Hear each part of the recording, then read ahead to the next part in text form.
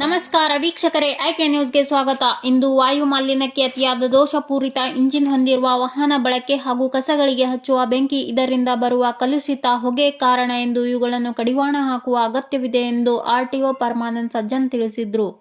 ಇಕ್ಬಾಲ್ ಪಟೇಲ್ ಶಿಕ್ಷಣ ಸಂಸ್ಥೆ ಆವರಣದಲ್ಲಿ ಸಹಾಯಕ ಪ್ರಾದೇಶಿಕ ಸಾರಿಗೆ ಕಚೇರಿ ಬಸವಕಲ್ಯಾಣ್ ಅವರ ನೇತೃತ್ವದಲ್ಲಿ ಶನಿವಾರ ಇಕ್ಬಾಲ್ ಪಟೇಲ್ ಶಿಕ್ಷಣ ಸಂಸ್ಥೆ ವಿದ್ಯಾರ್ಥಿಗಳ ಜಾಗೃತಿಗೆ ಸಲುವಾಗಿ ವಾಯು ಮಾಲಿನ್ಯ ನಿಯಂತ್ರಣ ಜಾಗೃತಿ ಕಾರ್ಯಕ್ರಮವನ್ನು ಏರ್ಪಡಿಸಲಾಯಿತು.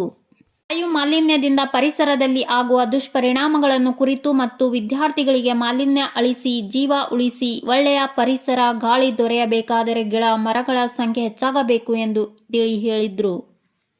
ವಾಯು ಮಾಲಿನ್ಯದ ಪ್ರಬಂಧ ಸ್ಪರ್ಧೆ ಏರ್ಪಡಿಸಲಾಗಿತ್ತು. ಪ್ರಬಂಧ ಸ್ಪರ್ಧೆಯಲ್ಲಿ ಪ್ರಥಮ ಸ್ಥಾನ ಅಬ್ದುಲ್ ರಹಿಮಾನ್, ದ್ವಿತೀಯ ಸ್ಥಾನ ಅಕ್ಷತ ರವಿ, ತೃತೀಯ ಸ್ಥಾನ ಅಜ್ರಾ ಚಾಂದ್. ಈ ವಿದ್ಯಾರ್ಥಿಗಳಿಗೆ ಆರ್ಟಿಒ ಸಜ್ಜನ್ ಮತ್ತು ಶಿಕ್ಷಣ ಸಂಸ್ಥೆಯ ಅಧ್ಯಕ್ಷರು ಸನ್ಮಾನಿಸಿ ಬಹುಮಾನ ವಿತರಣೆ ಮಾಡಿದ್ರು. ಈ ಕಾರ್ಯಕ್ರಮದಲ್ಲಿ ಶಿಕ್ಷಣ ಸಂಸ್ಥೆಯ ಅಧ್ಯಕ್ಷರಾದ ಫಯಾಜ್ ಪಟೇಲ್, ಪ್ರಾಚಾರ್ಯರಾದ ಸಬಿಯಾ ಫಯಾಜ್ ಪಟೇಲ್, ಅನಿಲ್ ಕುಮಾರ್ ಅಕ್ಕಣ್ಣ, ಲಕ್ಷ್ಮಣ್ ಸೂರ್ಯವಂಶಿ, ಶೇಖ್ ಹಾಜಿ, ರವಿ ಗೌಡ್ಗಾಂವ್, ಕಾಲೇಜಿನ ಉಪನ್ಯಾಸಕರು, ವಿದ್ಯಾರ್ಥಿಗಳು ಭಾಗಿಯಾಗಿದ್ದರು. ವಾಯು ಮಾಲಿನ್ಯ ನಿಯಂತ್ರಣ 2020 ನವೆಂಬರ್ 2020 ಈ ಕಾರ್ಯಕ್ರಮವನ್ನು ಇಕ್ಬಾಲ್ ಪಟೇಲ್ ಆವರಣದಲ್ಲಿ ಸಂಸ್ಥೆ ಆವರಣದಲ್ಲಿ ಸುಂದರವಾದ ನಾವು ಇವತ್ತು ಕಾರ್ಯಕ್ರಮವನ್ನು ನಡೆಸ್ತಾಯಿದ್ದೇವೆ. ಮತ್ತು ಈ ಕಾರ್ಯಕ್ರಮದ ವೇದಿಕೆ ಮೇಲೆ ಹಾಸನರಾದಂಥ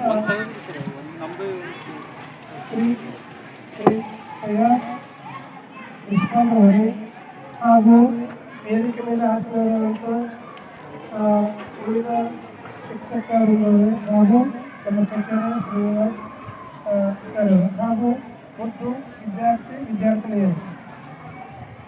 ವಾಯು ಮಾಲಿನ್ಯಕ್ಕೆ ಈಗಾಗಲೇ ನಿಮ್ಮ ಗುರುಗಳು ನಿಮಗೆ ಒಂದು ಪ್ರಬಂಧವನ್ನು ಏರ್ಪಡಿಸಿದರು. ಅದರಲ್ಲಿ ಪ್ರಥಮ, ದ್ವಿತೀಯ, ತೃತೀಯ ಅಂತ ಮಾಡಿದ್ದಾರೆ. ಯಾರು ಮಾಡಿದ್ರು ಏನೋ ಗೊತ್ತಿಲ್ಲ, ಸೆಕೆಂಡ್ನಲ್ಲಿ ಬರ್ತಾ ಇದ್ದಾರೆ. ಈಗಾಗಲೇ ನಿಮ್ಮ ಹೈಸ್ಕೂಲಕ್ಕೆ ವಾಯು ಮಾಲಿನ್ಯ ಬಗ್ಗೆ ಜಲ ಮಾಲಿನ್ಯ, ಶಬ್ದ ಮಾಲಿನ್ಯ, ಮಣ್ಣು ಮಾಲಿನ್ಯ ಐ ಥಿಂಕ್ ಕಾಲೇಜಿಗೂ ಇದು ಅನಿಸ್ತೀವಿ. ಸೊ ಇದು ಏನಿದೆ ನಿಮ್ಮ ಪಠ್ಯಕ್ರಮದಲ್ಲಿ ಆಯಿತು. ಮತ್ತು ಇವತ್ತು ಏನಾಗಿದೆ ಅಂತಂತಂದರೆ, ನಮ್ಮ ದಿನನಿತ್ಯ ಜೀವನಕ್ಕಾಗಿ ಸ್ಕೂಲ್ ಆಗೋದು, ಕಾಲೇಜ್ ಆಗೋದು,